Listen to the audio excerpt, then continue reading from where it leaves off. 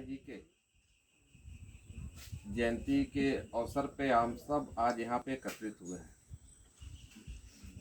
बंधुओं, जैसा कि आप जानते हैं, पंडित दीनदयाल उपाध्याय जी का जन्म जो है नगला चंद्रभान गांव में मथुरा में हुआ था। जैसे आप सब यहाँ एकत्रित हैं, उसी प्रकार से इन्होंने एक गरीब परिवार में इनका जन्म हुआ था। इन्होंने गरीबी को बहुत ठीक ढंग से देखा था और इनके भी शिक्षा दीक्षा ऐसे हुई कि जैसे कई रिश्तेदारी में रह करके या किसी के यहाँ रह करके इन्होंने अपना शिक्षा इंटर तक की प्राप्त की। इंटर के बाद ये कानपुर में आए।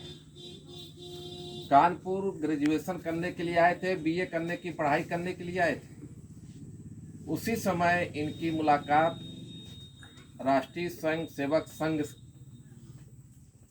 से परिचित हुए ये, और उस परिचय होने के बाद में इन्होंने पहले संघ का जो अपना है आईटीसी है, ओटीसी है, उसकी शिक्षा ग्रहण की।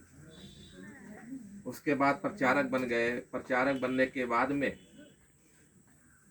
इन्होंने संघ का काम करने लगे। बीच में जनसंघ की जब स्थापना हुई तो ये जनसंघ में आए। जनसंघ के ये महामंत्री हुए, अध्यक्ष हुए। उसके बाद में इनकी योग्यता इस बात से भी अंदाजा आप लोग लगा सकते हैं कि अखिल भारतीय जब अधिवेशन हुआ तो 15 प्रस्ताव आए थे।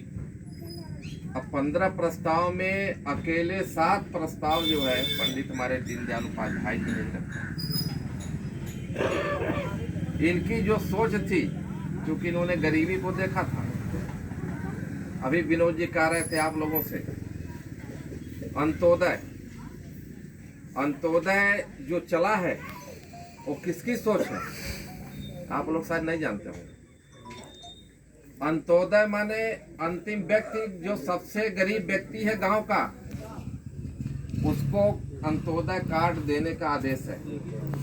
और वह अंत्योदय कार्ड इन्हीं की सोच पर देने के आदेश है। भारतीय जनता पार्टी के समय में अंत्योदय कार्ड की लागू हुआ था और वह जो अंत्योदय है इन्हीं की उसमें पड़ा, क्योंकि इनकी इच्छा ये थी कि जो समाज का अंतिम व्यक्ति है, जो सबसे गरीब व्यक्ति है, उसकी मदद होनी चाहिए। कोई समर्थवान व्यक्ति यदि गांव का है या कहीं का है, उसकी मदद की जरूरत नहीं पड़ती।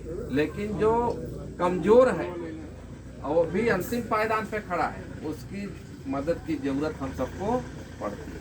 वो इनकी सोच, एकात्म मानववाद, ये इनकी सोच थी।